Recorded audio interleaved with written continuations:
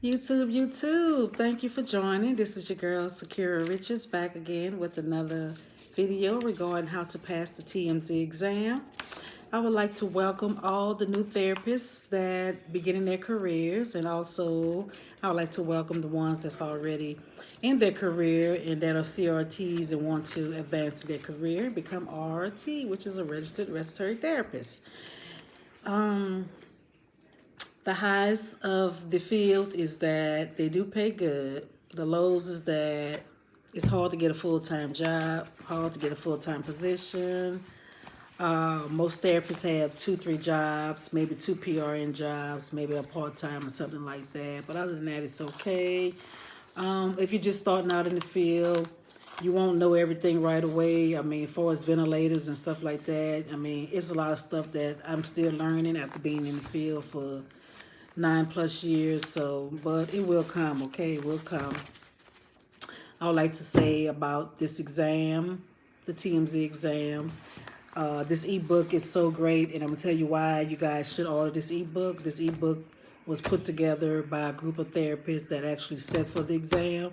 So it's a lot of questions in this ebook that you will see on the actual exam. And I'm telling you, I sat for it and I was like amazed at all the stuff that I've seen in the ebook and also on the actual exam. So it is well worth the money. I'm telling you, you cannot go wrong. So if you find yourself just spending money on caterings and doing all these other study guides, I'm telling you, don't even waste your time. This here, like almost, I will guarantee you that you will pass if you study the material right.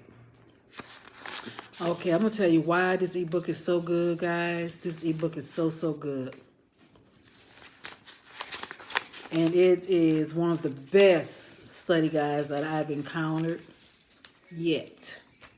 After ordering Ketterings, Lindsey Jones, and all these other study guides that was not hitting on anything and didn't really serve me any purpose, okay?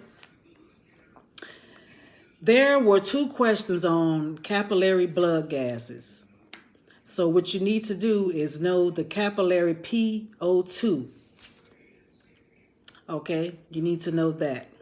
This will be considerably low and will not correlate with the arterial PaO2. However, both questions led to instituting CPAP on the infant.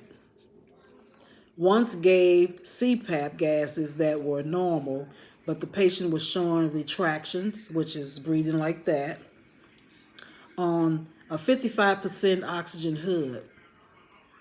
The other showed the CPAP gases to be mildly acidotic, but the infant was grunting. Okay. So that's one question that you will see on there. So you will see 2 questions regarding capillary blood gases.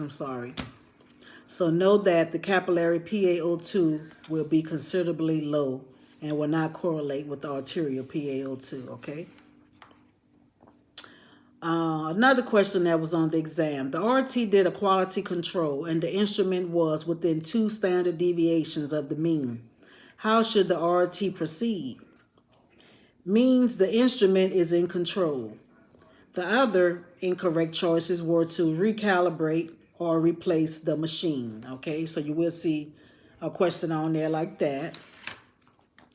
There was also a question about the minute volume of 10 liters a minute with the given respiratory rate of 6. What is the tidal volume? So if you guys know your tidal volume calculation, you can look that up. So you will see something on there with the minute VE of 10 liters a minute with the given respiratory rate of 6. What is the tidal volume for that?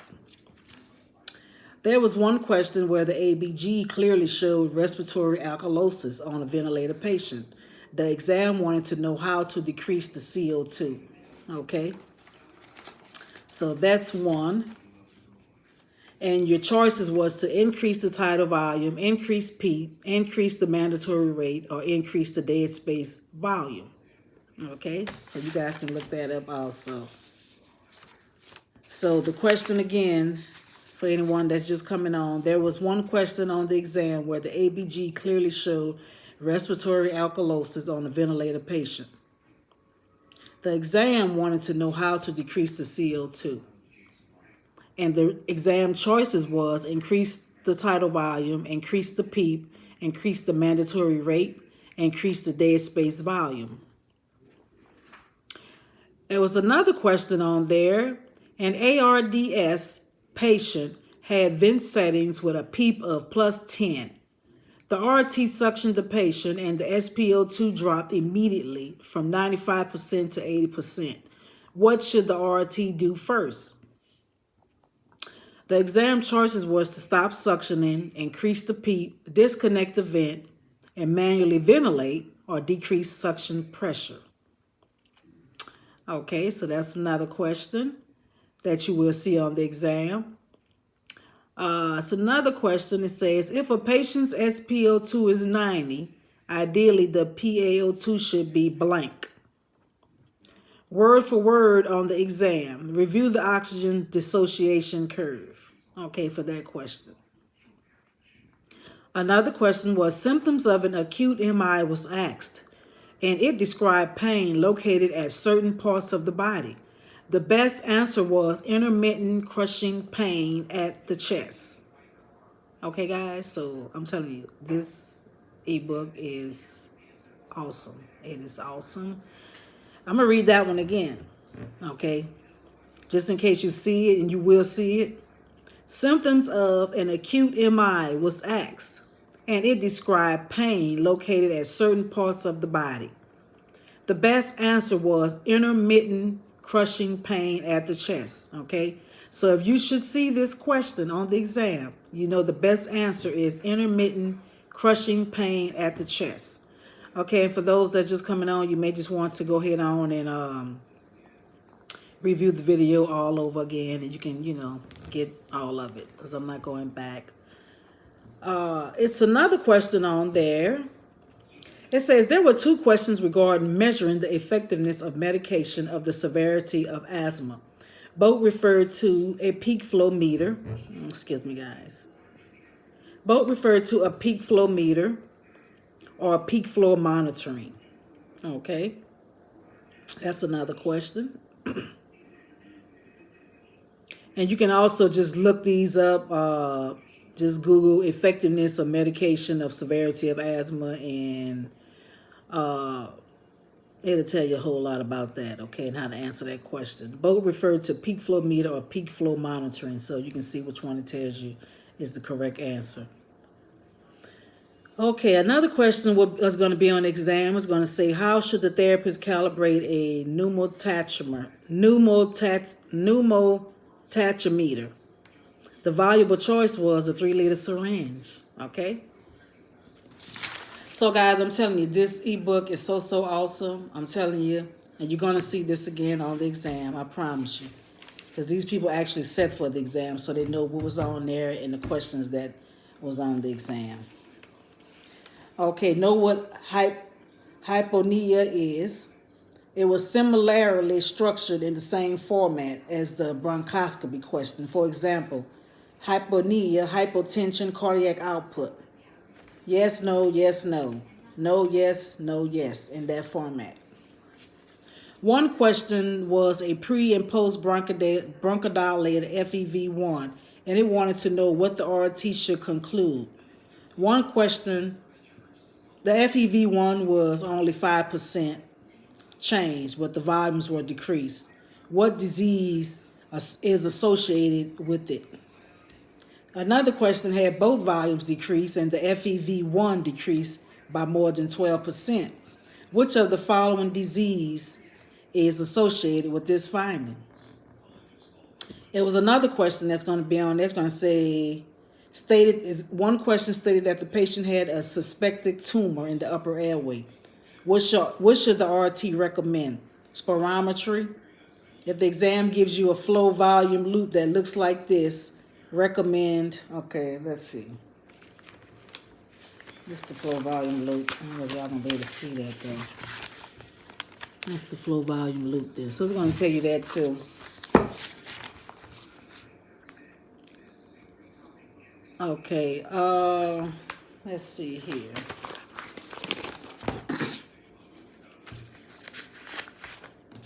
Let's see what else we got I can give you guys. Okay, it's going to be a question. The physician asked the RT to change the IE ratio from 1 to 2 to 1 to 1. Which of the following will increase? Okay, that's another question.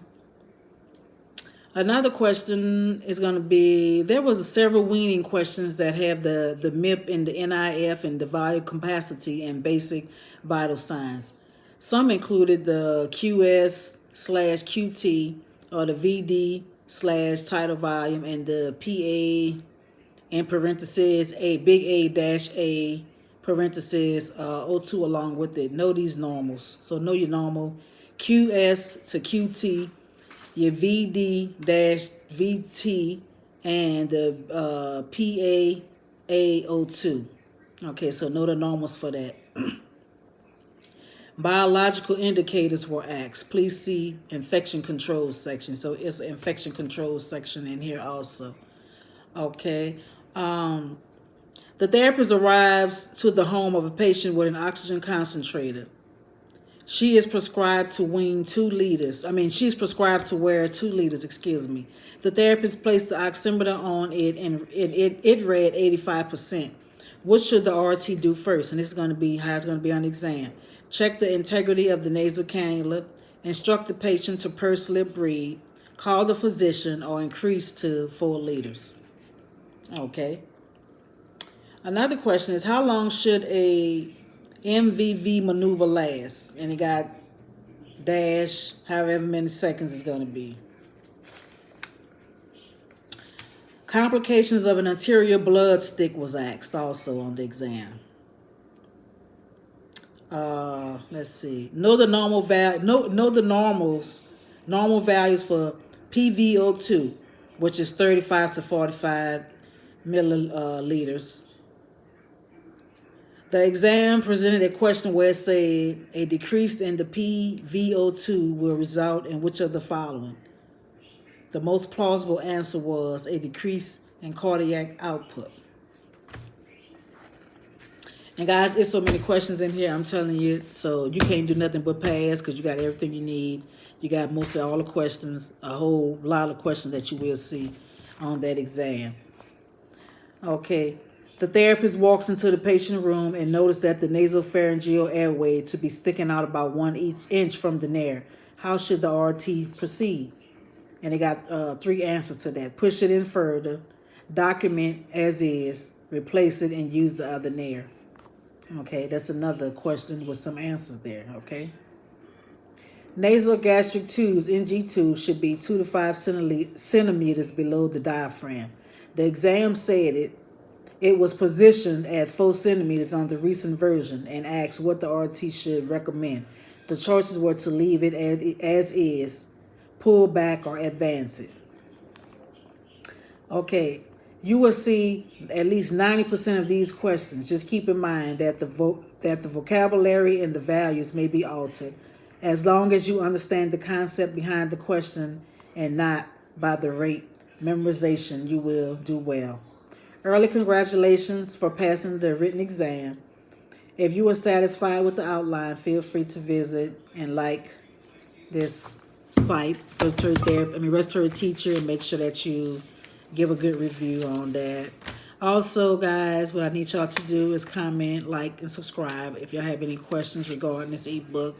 The website to purchase the ebook is going to be www.respiratoryteacher.com. You can order, it's going to say therapist multiple choice exam, or if you need the clinical sims, it's going to say clinical sims exam, and you can click either one of those and order the ebook. Okay, but I'm telling you, you can't go wrong. 90%, do you hear me? 90% of these questions you will see on the exam, guys. So this is why this makes for a great study guide. And this is why this gives you the exact upper hand on passing your exam. So aren't you excited and just ready to just have RRT behind your name? Well, this is it, guys. I guarantee you, you won't regret it. Now, this is just a list of some of the questions that are going to be on exam. But it's a whole slew. It's a whole slew of them in here. Okay, guys? So go and order it now. Like, comment, and subscribe. And if you know anybody that's a respiratory therapist, that's CRT, and want to pass their RRT, tell them order this ebook, and I will leave the link in the description box. Okay, so thank you guys. Bye bye.